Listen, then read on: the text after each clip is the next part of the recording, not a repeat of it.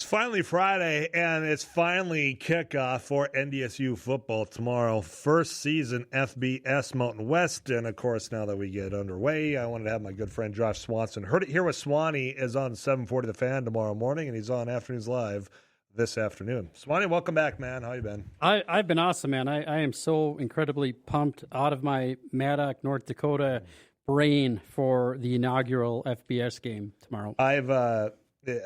I've been waiting for this move for a long time. I've been one that have been wanting because the competition, the FCS, just wasn't there aside from the Dakota schools in Montana. So we finally make the move. But I've been telling fans, like, you got to, one, maybe temper expectations. And I'll ask, I know you're a homer, and we'll get your expectations. But two, it's going to be a totally different, like, fan experience. It's not going to be at 2:30 every Saturday at the Fargo Dome. It's not going to be on the same local channel every week. There's going to be a learning curve here starting tomorrow for some of these fans. Yeah, it's going to be interesting because Bison fans, they are stalwarts. They do love this team. But as you mentioned, the kickoff times are kind of a smorgasbord all over. And a 4:30 kickoff, the one thing I love about it, Bison fans will be out in full force at tailgating. Mm-hmm. That is going to be a no pun intended, ginned up, juiced up crowd. Coach Polasek earlier this week called it, he expected a semifinal type environment, those big semifinal FCS playoff games at the Dome. I think it's going to be spectacular. I think it's going to be electric because I think, like you said, Bison Nation has been waiting for this for a long time, and I think they're ready just to unleash a bunch of that kind of pent-up frustration's not the right word. The anticipation when this move was announced last winter, the fact that it's finally here, I think the crowd is going to be electric. But it will be interesting because it's not the 2:30 kick every time, but 4:30 will be a fun one tomorrow. 4:30 is not bad. It's going to be those like 9:30, 10 o'clock when they're like in Hawaii, And of course, Bison fans like to go out to an establishment to usually watch those games. I wouldn't recommend that for the Hawaii game. They might be closing down before the game's over. Yeah. You know who I'll tell you will recommend it? Our good friend from Maddock, Wade Lindgren at Chubb's Pub. Wade and those fellas will highly recommend it, but that'll be difficult because those games being 9:30 kickoffs, I'm going to do my best the older I get to stay awake. So instead of, I might be replacing some of the barley pop with some Red Bulls for those away games that kick off so late. Get a nap in for those brittle bones of yours. Absolutely, buddy. But when it comes to this, the anticipation is, I think, very accurate because now it's to prove, okay, we belong. This was the right move. We've told you so that we can play on this caliber. Jacksonville State is, the season opener tomorrow. Not a stranger to NDSU. Yeah, the Bison, it's interesting. Our almost 4-year-old, 3-year-old Quinley wanted to watch a Bison game this past weekend. She's excited for the game. And I put on that national championship game from the 2015 season. And NDSU just demolished them. They've had some really good years. They made the FBS move a couple seasons ago. They've had a couple consecutive, I think, three straight 9-win seasons. They've been making bowl games.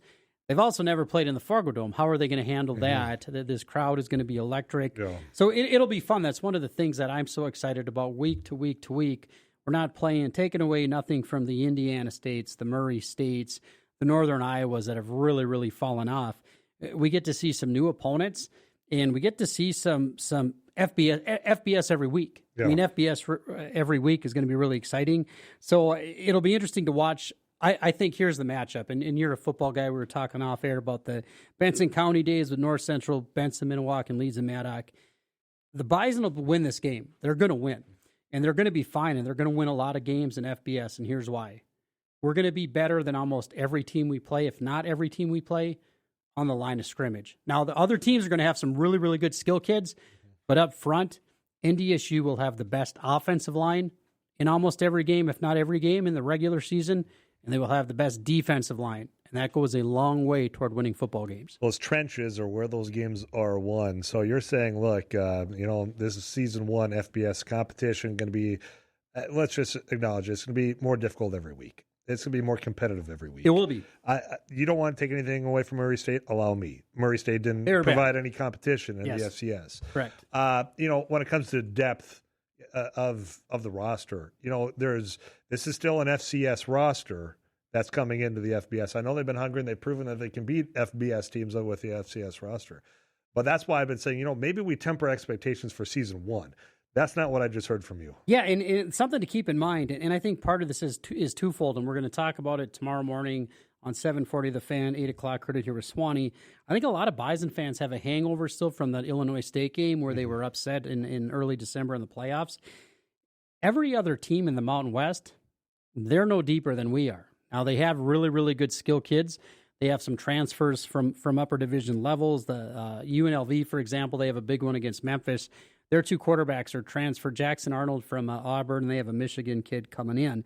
NDSU, though, what I really like about this team is that I do think we do have some depth. I look at our two deep depth chart. I like that. The biggest question on offense, the biggest question on the team, what's Nathan Hayes going to be like? And right here, sitting with you this afternoon, the Bison have had a really good track record at developing quarterbacks. The last 5 have been drafted. We got a 5th-year senior playing. I like the fact that he's playing behind a really good offensive line. If the Bison can run the ball tomorrow, which I think they can, I think that's one of the things to keep an eye on. How good will Nathan Hayes be? Because eventually we're going to be playing at UNLV. We're going to be playing at New Mexico, at Air Force, and other places. When it's in the 4th quarter and we're down 4 and you have a 3rd and 8, you're going to need him to make a play for you. So that's one of the things that I'll be watching too. But yeah, it's exciting. I think Tim Polasek, since he got here a couple of years ago, has done an absolutely superb job at building this roster. And I think he was doing that. One, he's a hell of a football coach, and is really, really good at recruiting. And NDSU's really good at developing players. He's coached at Iowa. He was the offensive line coach under Kirk Ferentz. He was at Wyoming with Craig Bohl. I think Coach Polasek understood the type of athlete we needed for FBS. I think this thing has been percolating since long before it was announced this winter. Didn't happen on a whim. So you look at guys like Ryan Babbitts at left tackle, a second-year player you're starting at left tackle. He's had some very, very high praise, heady praise. Donovan Woolen is as good as it gets. He's one of the best, I think, group of 6 linebackers. He's been really good for the Bison so far. 2 other guys, Keenan Wilson on defensive line, number 8, and Elijah Wayne, number 54. They're going to be really, really good. And I say this, part of it, admittedly, I'm a homer. This Bison defensive line might be one of the best defensive lines for North Dakota State we've seen in a number of years. The question mark that I had on defense is going to be cornerbacks. Yes. Because we've been burnt a few times over the last couple of seasons when it comes to some of these wide receivers simply just beating them. Speed, I anticipate, is going to be a little bit different on the FBS level because, again, the recruiting and just the caliber of play. Any concerns when it comes to our depth in cornerback on defense? I think I don't know that I would say concerns. I would say that I want to see how they perform because you've got a 5th-year player in DJ Volts who transferred in from a Division II school in Michigan. Then you got a 2nd-year player, Kendrick Carter, who's up there, Marion Moore, Najee Nelson, a bunch of younger guys.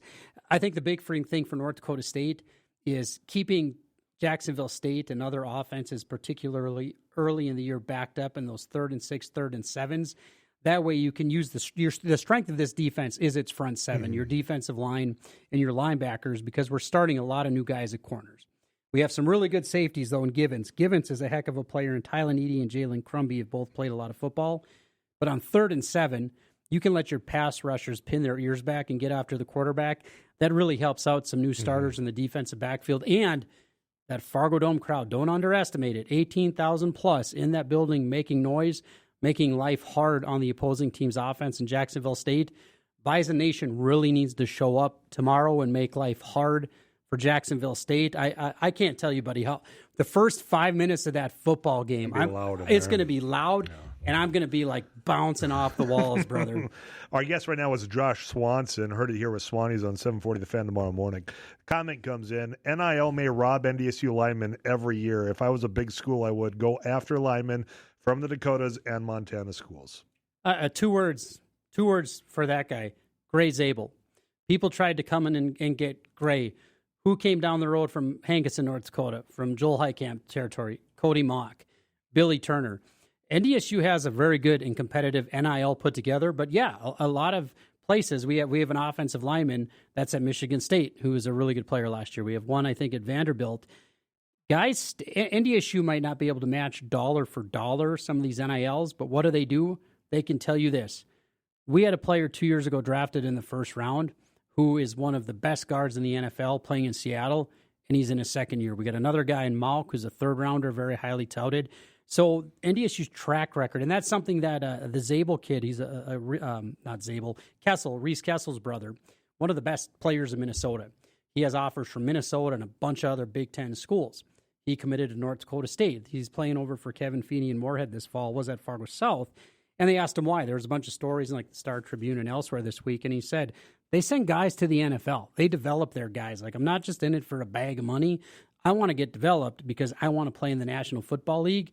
And you take a look at NFL rosters, NDSU's been really good at that. So the texter or the commenter, fair point, but NDSU, a couple things. One, they've done a really good job at retaining guys. Credit to the Green and Gold Fund and Jay Bartley. Jay started that. It's under NDSU Athletics. Matt Larson, Derek Lang have kept that going. But when you can tell guys, hey, you stay here, you're going to get a crack to be drafted, that carries a lot of weight too. That person said, good answer, Swanny. Lawyered, baby. 35270 is the Adventure RV text club. I got just a couple questions on NIL now that somebody put that in. You got just a little bit more time. Absolutely, all the time in the world. Josh Swanson heard it here with Swanny's tomorrow morning. He's here today on Afternoons Live. You got it locked into KFGO. He's here till the bottom of the hour. That's Josh Swanson. I heard it here with Swanny on 740 The Fan tomorrow morning. I'll get to these questions before I throw mine out. I'm wondering where I can watch the NDSU football game tomorrow. Is there an option? Yeah, it's on CBS Sports, right? CBS Sports has a game. Yep. Okay. 18,000, that's it. When will Bison get a real football stadium? Also, haven't seen the entire schedule. Do they play any good teams? Big matchups. One game to really look forward to. Yeah, well, the big matchups to look forward to. I mean, they have Wyoming coming to the Fargo Dome. They're playing at Air Force. UNLV is a team that has received a lot of preseason attention for potentially. Their coach, Dan Mullins, was at Florida. He's been at Mississippi State. Really good team. That'll be a really fun game in Las Vegas. New Mexico, Jason Eck, their former offensive coordinator, he's down there. But they announced today their starting quarterback, who they felt really good about, who is returning, is out for the year with an elbow injury. So all of a sudden, like, they've got a new dude playing quarterback. So that game will be pretty fun too. And yeah, with the Fargo Dome, I'm with the guy there. Like, the city needs to get off its butt and do something about it. And part of that, Fargo voters, that's up to them too. It was a great facility when it opened in 1993. It clearly needs some updates and renovations. You're preaching to the choir on that one. This is a lengthy one. I'm going to have to disagree with you a little bit on NDSU. You'll be able to produce first-round draft picks. I think the reason they can keep these players is because they've been winning championships, and doing that is fun. But when they get into the new league and are not playing for championships anymore, I think these players are going to leave for bigger schools. And this kind of goes on. But yeah, I mean, they have produced first-round draft picks. I mean, that's just a fact. Gray Zabel, Trey Lance, Carson Wentz. Cody Mock was a high draft pick. Dylan Radins was a high draft pick. So they have produced guys, and the idea that NDSU's not, I think that's such a misnomer. If that were the case, you'd have a lot of guys that play high level group of 6 or even some of the lower tier Power 4. They would do that instead of playing FCS. Why did they come to NDSU at FCS? Because NDSU plays a darn good brand of football, because NDSU has a track record of developing its kids and sending them to play professionally. They're scouts at practice, at darn near every practice. So I disagree with that. I think actually, and I think we've seen it. I think we've seen it in this offseason with the guys that NDSU has been able to recruit and get to commit. There's some pretty gosh darn good recruits. So I think the fact that we're not an FCS, if that were the case, you'd see UND and South Dakota State landing a bunch of these kids. But that's not what they're doing, even though there's a lot of stuff out there from the UND sites. I won't get into that. This isn't what this is about. They had a nice win, so hats off to them. But kids aren't going to suddenly say, hey, I'm going to go to South Dakota State or South Dakota or UND when I've got a group of 6 program that's competing for a playoff spot and bowls and everything else, and that draws a lot more eyeballs. So I could not disagree more with that comment. I've got 1 minute left to get your take on this question. What is Swanny's prediction for the Bison this year? I can see them being 2 games under 500 or winning the conference. I truly have no clue what to expect. Yeah, I think the floor for this team is probably 8 wins. I really do. I think this is a really good football team. I think they're not going to be outcoached in any single game. I think the defense will keep the Bison in it every game. And the difference of whether this team is competing for a college football playoff spot, if they are the highest ranked group of 6 team and win the Mountain West, there's a darn good shot they'll play in the college football playoff, just like James Madison did last year.